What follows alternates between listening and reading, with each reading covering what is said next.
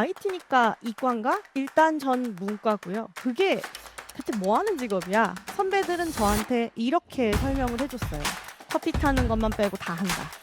그런데요, 저는 계속 살아남아 있습니다. 저 나름대로 엄청 열심히 기획을 했는데요. 제가 설명한 것과 너무 다르게 개발된 게 많은 거예요. 엄청 화를 냈어요. 어떻게 정책도 모르시면서 개발을 하실 수가 있냐. 지옥이었습니다. 그때 제가 깨달았어요. 앞으로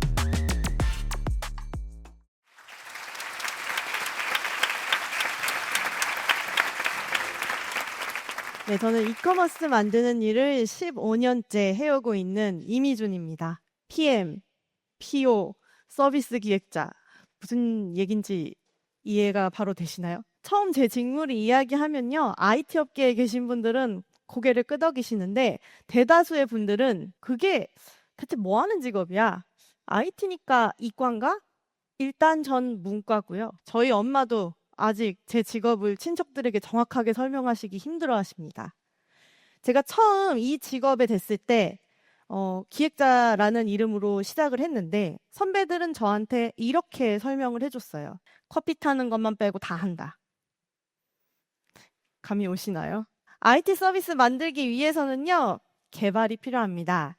그리고 그 개발을 위해서는 인터페이스에 대한 디자인도 필요해요. 그래서 개발자와 디자이너 이 두 분만 계셔도 사실 어떤 서비스 하나를 만드는 건 가능합니다. 그런데 현실은 항상 복잡한 문제가 터지고 회사는 리소스가 부족해요. 서로 다른 전문가들이 최상의 결과를 내려면 일할 대상과 그 환경을 설계하는 역할이 필요합니다. 그래서요, 저는 필요하면 이제 커피도 탈 수 있습니다. 협업을 위해서라면요.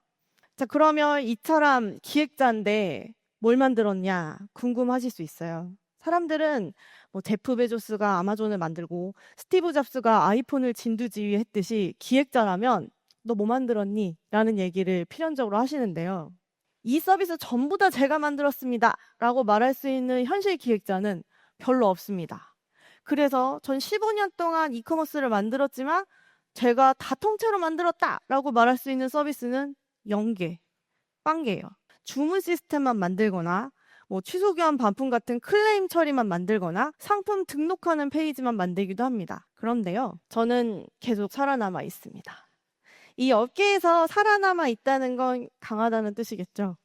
오늘은 제가 이 IT 업계에서 문과생 출신이면서 동시에 이 IT를 만드는 사람이 어떻게 계속 살아남았는지 이야기를 해보려고 합니다. 제가 하는 일은요, 매일 수많은 이해 당사자들이랑 대화를 하고 요구를 조율하고 문제를 정의하고 사람을 설득하고 설명하고 계속 말을 하는 일이 대다수예요.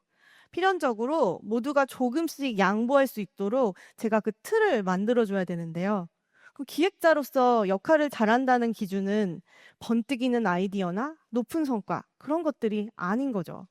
오늘 이 자리에서는 제가 그 기준이 협업이라고 말씀드리는 그 여정에 대해서 설명드리고자 합니다. 세 가지 이야기를 말씀드리려고 해요. 먼저 첫 번째 이야기는 제가 2년 차 때였어요. 아주 어릴 때죠. 상품을 등록하는 시스템 프로젝트를 기획을 했는데요. 보통 사람들은 만드는 거라고 하면 화면에 보이는 화면을 구성을 하고 그런 것들을 기획을 한다고 생각하시지만 보이지 않는 정책이 더 많은 프로젝트도 존재합니다. 저는 뒤에서 복잡한 정책과 규칙들이 정리되는 프로젝트를 진행을 해야 됐고 저 나름대로 엄청 열심히 기획을 했는데요. 막상 테스트 과정을 하게 됐을 때 제가 설명한 것과 너무 다르게 개발된 게 많은 거예요. 한마디로 오류투성이었습니다. 그때 어땠을까요? 제 반응이. 저는 그때 정말 저보다 훨씬 나이 많은 개발자 두 분한테 엄청 화를 냈어요.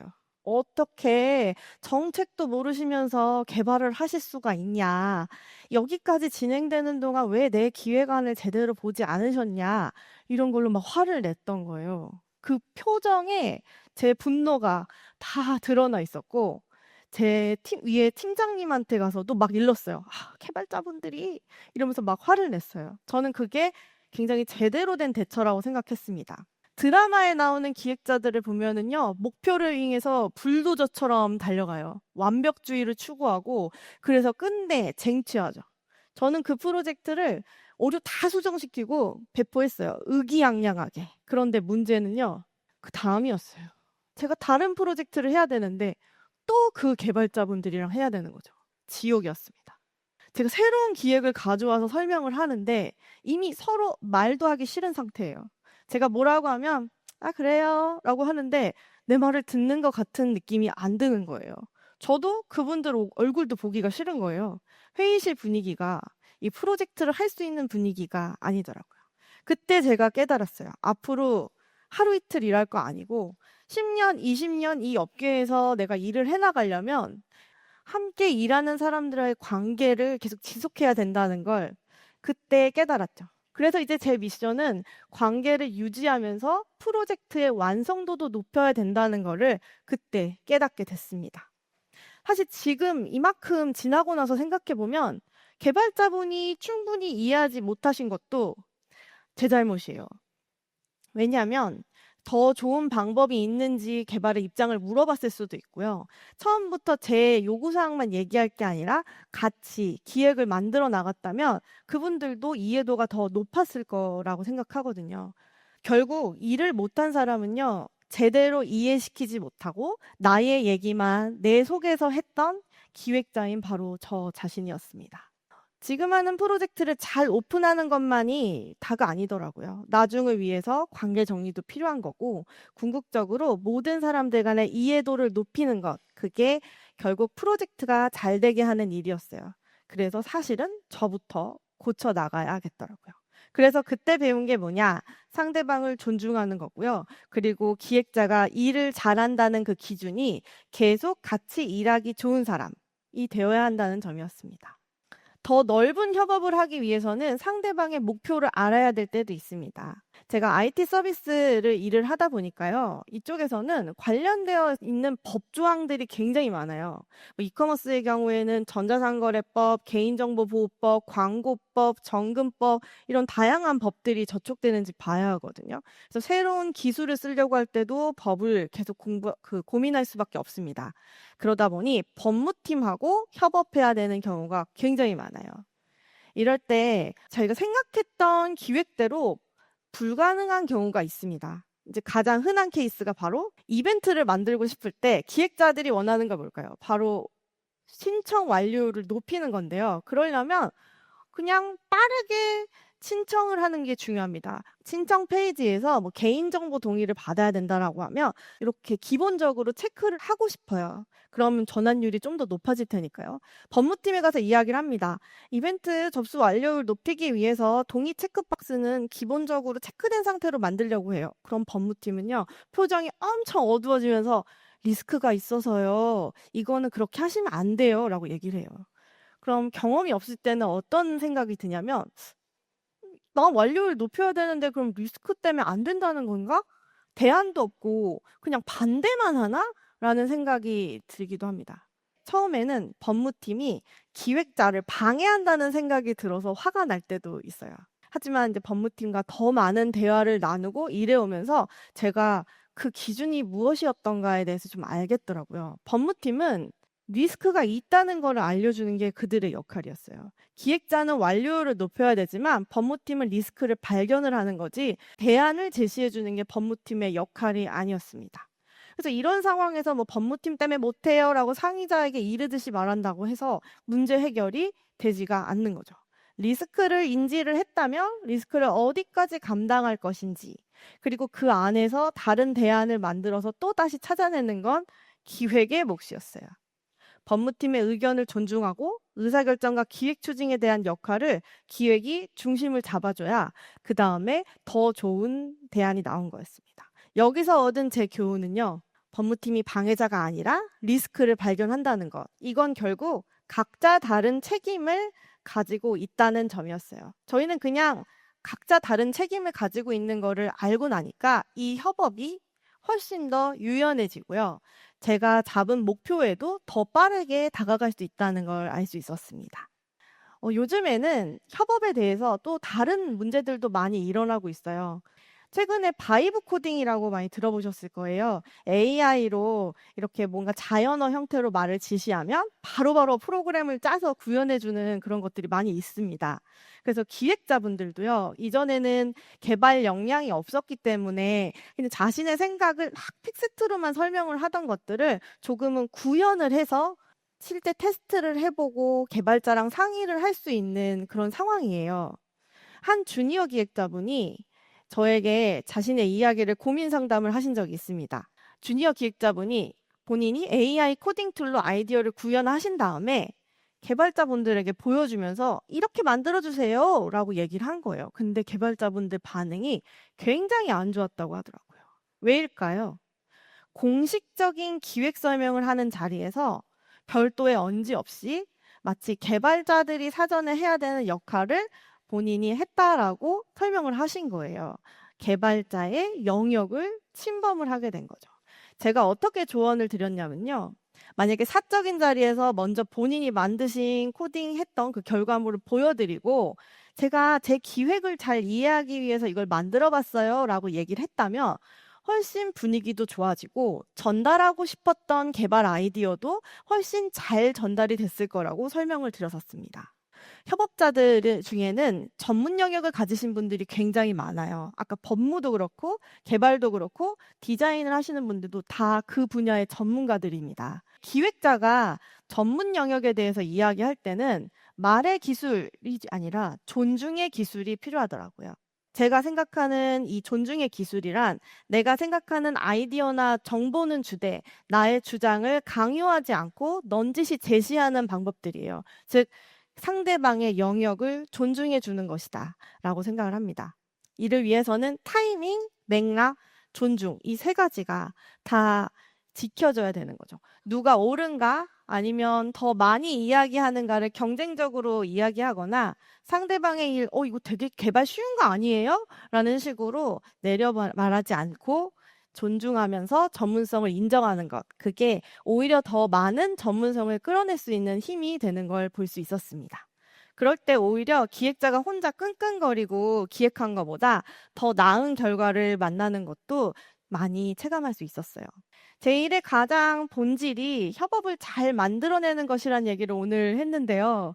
저는 그럼 성장을 어떻게 측정할까요? 저희가 15년 동안 어떻게 제가 성장했다고 느낄까요? 직급이나 회사 규모? 아니면 제가 만든 성과? 저는 협업할 수 있는 사람의 범위가 넓어지는 걸 제 성장의 기준으로 삼고 있습니다. IT 업계는 뭘 해야 성공할지 사실 모릅니다. 실패가 굉장히 많고요. 그 실패를 해봐야 좋은 결과를 만들 수 있는 학습이 되거든요. 그럼 제가 성공한 프로젝트로만 저의 성장을 체크한다면 실패한 프로젝트들은 계속 성장이 아닌 거잖아요. 그래서 제가 생각한 성장의 지표는 한 번에 협업할 수 있는 사람의 수가 점점 늘어나는 거라고 생각을 하게 됐습니다. 초년차에 제가 같이 협업했던 사람은 개발자, 디자이너 딱 2명이었어요. 이 버튼 색깔 이렇게 바꿔주세요. 아니면 여기 위치를 좀 변경해 주세요. 작은 저희 기능단이라고 하는 피처만 기획을 했기 때문에 가능했어요. 그런데 지금은 어떠냐면요. 제가 최근에 진행 중인 프로젝트 채널에 포함된 사람 수를 세봤더니 155명입니다. MD, 법무팀, 개발자, 디자이너, CS팀 아주 다양한 사람들이 제가 기획한 내용을 가지고서 대화를 하고 있어요. 각자 다른 상황, 다른 목표, 다른 책임을 가진 150여 명의 분들이 서로 논의하고 질문하고 자신의 일을 정리해요. 제가 하는 일은 그분들에게 명확한 기준을 전달하고 목표를 설명하고 같이 일할 수 있도록 서로의 영역을 지켜드리는 일입니다. 저는 아마 앞으로 더 많은 사람하고도 일할 수 있을 거고요. 사람이 아닌 AI하고도 일할 수 있을 겁니다. 저는 이게 저희 진짜 경쟁력이라고 생각을 해요. AI 시대가 되면서 좀 혼자 처리할 수 있는 일들이 굉장히 많아지고 있는데요. 결국 협업의 본질은 변하지 않았습니다.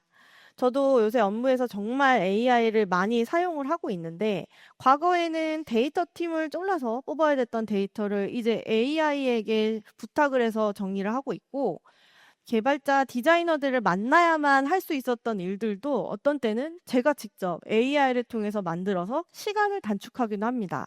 그런데 이 과정에서 제가 느낀 점은 뭐냐면요. 지금껏 요청하고 대화를 하던 방식이 그대로 적용되고 대상만 사람에서 AI로 바뀐 것뿐이더라고요.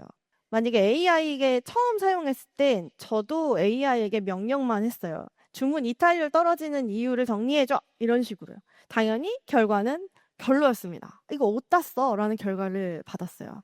근데 지금은 마치 사람에게 요청하듯 합니다. 데이터팀 동료한테 요청을 한다고 생각하면 먼저 상황을 설명을 하고요. 구체적인 요구사항을 전달을 해요. 이번 프로젝트에서 우리가 보려는 게 주문 사용자 이탈 구간인데요. 그래서 이 지표들을 이렇게 묶어서 보고 싶어요. 자, 그래서 이 데이터 테이블에서 뭘 가져다 이렇게 만들어주세요. 이해를 못 하시잖아요? 다시 설명하고 또 설명하고 다시 이야기합니다. AI랑 협업하고 있는 것과 똑같죠. AI에게 제대로 설명하기 위해서 제가 지금껏 쌓아왔던 저의 협업의 기술을 그대로 사용하고 있다는 것을 더 느끼고 있습니다. 협업의 대상이 AI 에이전트가 포함되더라도 협업을 해야 된다는 건 달라지지 않고 있어요. 저희 업계에서 유명한 레니스 뉴스레터라는 걸 제가 되게 열심히 보고 있는데요. 인상 깊은 내용이 하나 있습니다. 제가 하고 있는 이 직무, 사람과 사람들을 연결하고 해야 되는 일을 정하고 이런 거에서도 AI가 가장 대체하기 어려운 부분이 무엇이냐? 바로 사람들을 싱크하는 역할. 싱크 더 피플을 바뀌기 어려운 부분이다라고 설명을 하더라고요. AI가 얼마든지 발전을 해도 한 가지는 바뀌지 않을 거예요. 함께 일할 줄 아는 사람만 살아남을 겁니다. 그게 AI가 됐던 AI를 활용하는 사람이 됐던지요. 그리고 이렇게 일을 한다라고 했을 때는 그 대상을 도구가 아니라 함께하는 존재로 존중하는 게 필요합니다. 그 상대방이 어떤 목표를 가지고 있고 어떤 건 가능하고 어떤 건 못하는지 그리고 어떤 식으로 사고하고 또 불안해하는지 이런 존중하는 태도로 대할 때 저희가 더 많은 대상들과 협업을 할 수 있을 거라고 생각을 해요. 기존의 기획자들은 무엇을 만드는 사람이 될 것인가에 대해서 많이 포커싱이 되어 있었습니다. 지금 AI 시대가 되면서 정말 많은 것들을 빨리 만들어낼 수 있는 시대가 됐어요. 이제는 무엇을 만드냐보다는 누구와 함께 만드느냐가 이 AI 시대 커리어의 승패를 가르는 결정적 요소가 될 거라고 생각합니다. 지금까지 제 협업 이야기 들어주셔서 감사합니다. 이미준이었습니다.